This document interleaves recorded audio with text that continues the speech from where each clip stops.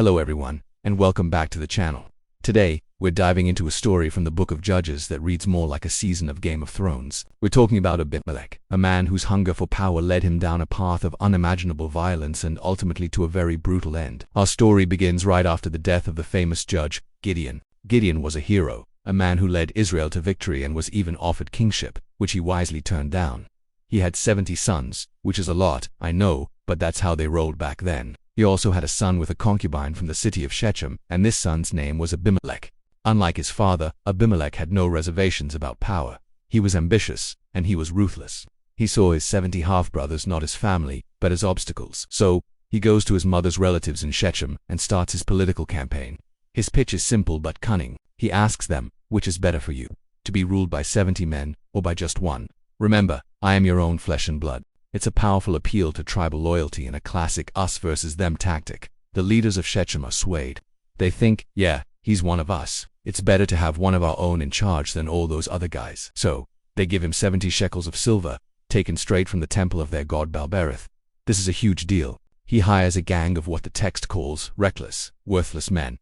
Thugs, basically. With his newly formed private army, he marches to his father's house in Aphra and commits one of the most shocking acts of fratricide in the entire Bible. He systematically murders all 70 of his brothers on a single stone, all of them gone, wiped out to eliminate any and all competition for the throne. But one brother escapes. The youngest, Jotham, manages to hide and survive the massacre, with all his rivals seemingly out of the picture. Abimelech is proclaimed king by the citizens of Shechem. His bloody ambition has paid off. He got what he wanted. He is now King Abimelech. But as we're about to see, a kingdom built on murder and betrayal is built on very shaky ground. Just as Abimelech is being crowned, his last surviving brother Jotham makes a dramatic appearance. He climbs to the top of Mount Gerizim, which overlooks Shechem, and shouts down a parable to the people below. It's one of the most famous parables in the Old Testament, and it's a direct shot at Abimelech and the people who made him king.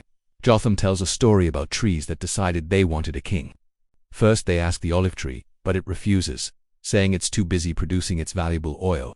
Then they ask the fig tree, but it also says no, because it wants to keep producing its sweet fruit. The same thing happens with the vine, which is content to produce wine that cheers both God and man.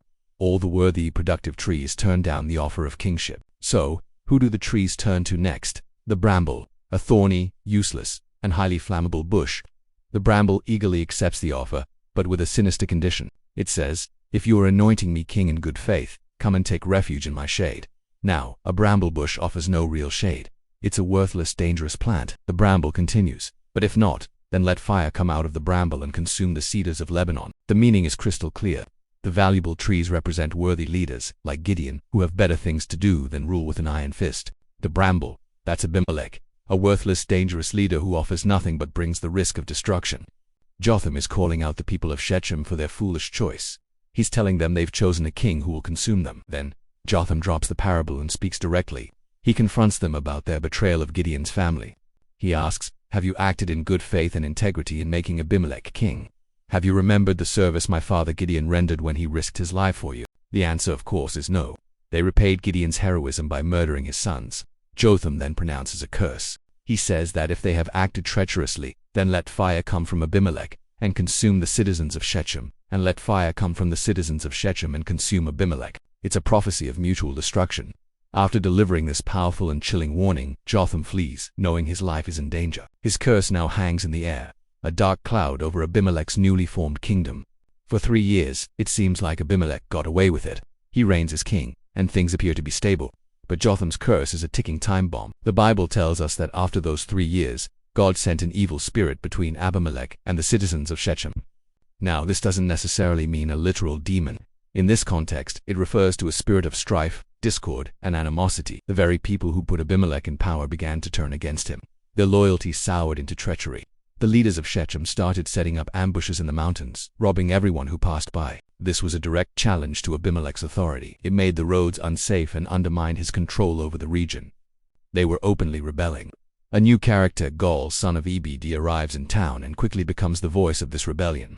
He's a charismatic troublemaker who riles up the people. During a festival, fueled by wine, Gaul stands up and mocks Abimelech. He says, "Who is Abimelech, and who is Shechem that we should serve him? Isn't he Gideon's son? Serve the men of Hammer, the founder of Shechem. Why should we serve him?" He's essentially saying, why are we taking orders from this outsider? Let's go back to our original leadership. He even boasts that if he were in charge, he'd get rid of Abimelech. Word of this open defiance gets back to Zebul, Abimelech's governor in the city. Zebul is furious but also has to be careful. He secretly sends a message to Abimelech telling him everything that's happening and advising him to come at night and set up an ambush outside the city. The trap is set. The once strong alliance between Abimelech and Shechem is completely shattered. Betrayal is now being met with betrayal, and Jotham's prophecy of fire and mutual destruction is about to come true in a very literal way. Abimelech, being a man of brutal action, doesn't hesitate. He takes Zebul's advice, gathers his army, and marches through the night. The next morning, as Gol is standing at the city gate with Zebul, he sees troops advancing in the distance. He tells Zebul, "Look, people are coming down from the mountaintops," but Zebul, playing along, dismisses it, saying, "You see the shadow of the mountains as if they were men." But soon, the troops are too close to deny. Gol realizes he's been tricked. Zebul turns on him and says, "Where is your mouth now?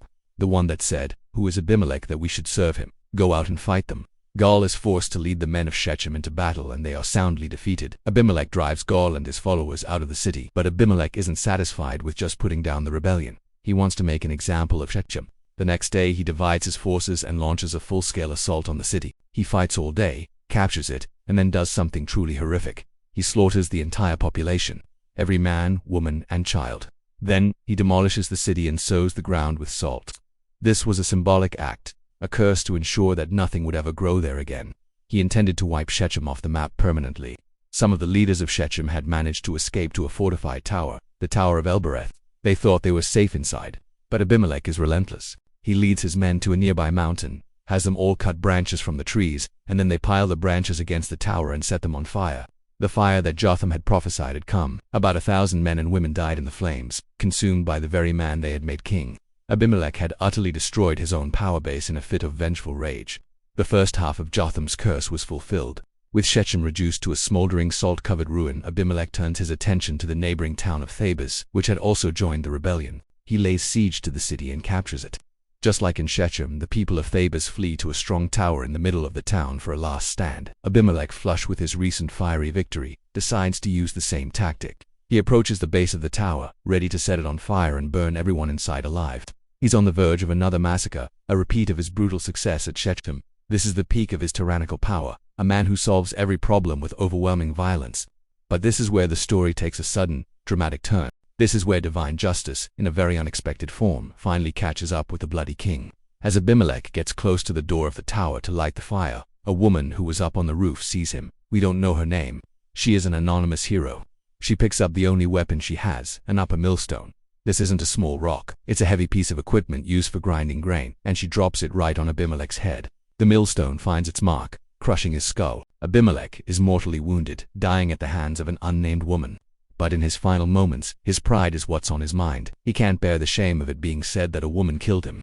So, he calls over to his young armor-bearer and gasps, "Draw your sword and kill me," so that they can't say, "A woman killed him." The armor-bearer does as he's commanded and runs him through with the sword. And so Abimelech, the man who murdered his 70 brothers to become king, the tyrant who burned 1,000 people alive, dies an ignominious death, trying to control the narrative even as he bleeds out.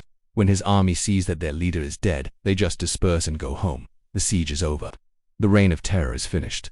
The story ends by explicitly tying everything together. It says, "Thus God repaid the wickedness of Abimelech, which he had done to his father by murdering his 70 brothers. It also notes that God brought Jotham's curse back on the men of Shechem for their role in the bloodshed. Every part of Jotham's prophecy came true. The fire from the bramble did indeed consume the people, and in the end, the whole corrupt system collapsed on itself." The story of Abimelech is a powerful and dark cautionary tale. It's a raw look at what happens when ambition is untethered from morality and godliness. Abimelech's entire career was built on violence, betrayal, and self-exaltation. He chose power over family, ruthlessness over justice. He is the classic example of an unworthy leader, the thorny bramble that promises protection but only delivers destruction. His fall is just as significant as his rise. It shows that no matter how much power a tyrant accumulates, there's always a reckoning, and sometimes that reckoning comes from the most unexpected place. Not from a great army or a rival king, but from an ordinary woman with a millstone. It's a stark reminder that pride precedes a fall, and that kingdoms built on wickedness are destined to crumble. Thanks for sticking with me through that intense story. It's a tough one, but it's packed with lessons about leadership, ambition, and the consequences of our choices. And if you enjoyed this deep dive, make sure to hit that like button and subscribe for more stories from history and scripture. Thanks for watching, and I'll see you in the next one. God bless.